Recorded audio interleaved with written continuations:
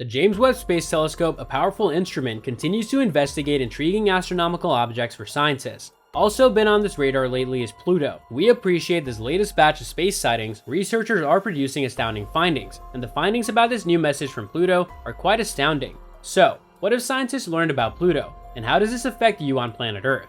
And what actually is their message for Earth? Hello everyone, and welcome to another video. Today, we'll be looking at how the James Webb Space Telescope sent this terrifying new message back to Earth. Yeah, you heard it right. So, let's start our video.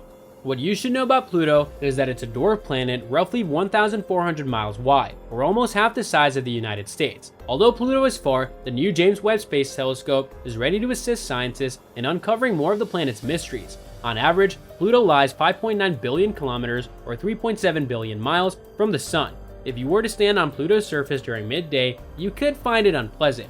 The full moon is over 300 times as bright as the Sun, which is equivalent to 1/900th of the Sun's current brilliance on Earth. In actuality, there is a time each day near sunset when the light is as bright on Pluto at midday.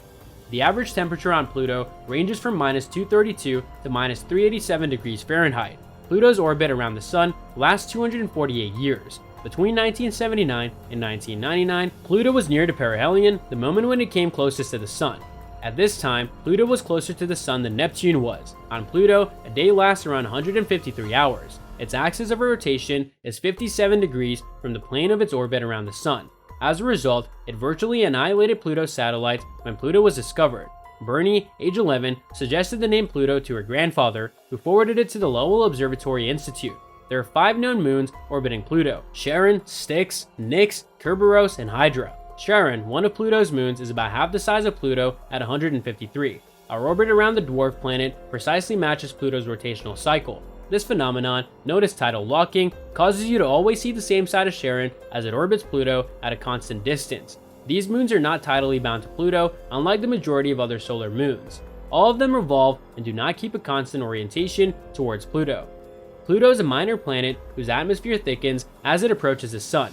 The most prominent places on Pluto lack craters and appear to be composed of frozen nitrogen gas. This implies convection, or upward and downward movement of material blobs. There are other mountains, but they're not composed of rocks or soil. They are large slabs of water ice that occasionally contain frozen gases, such as methane. A never-before piece of information about Pluto is that it possesses a singular set of outstanding properties that have not been exhaustively examined.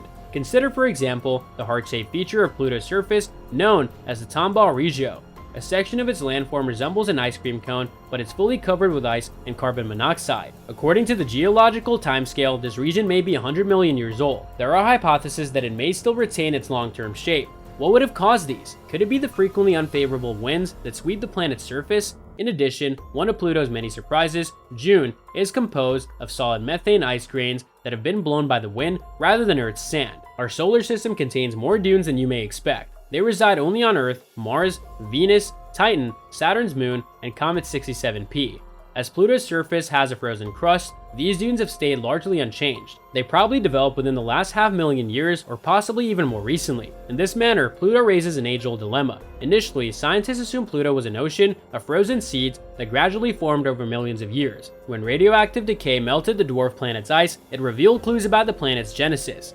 They examined images of Pluto obtained by the New Horizon mission. Pluto could have created heat in its early phases in one of 2 ways, as determined by the researchers' examination of the planet's formation using a variety of computer models. Either the dwarf planet was warmed by the energy of radioactive decay, or it was bombarded by a nearby material, the energy of which would have triggered melting.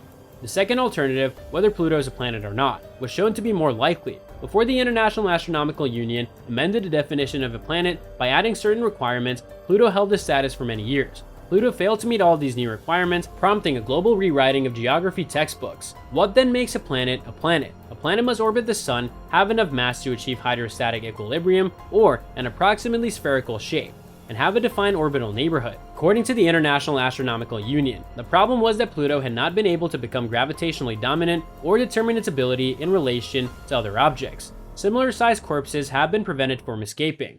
Pluto was reclassified as a dwarf planet, reducing the number of planets from 9 to 8.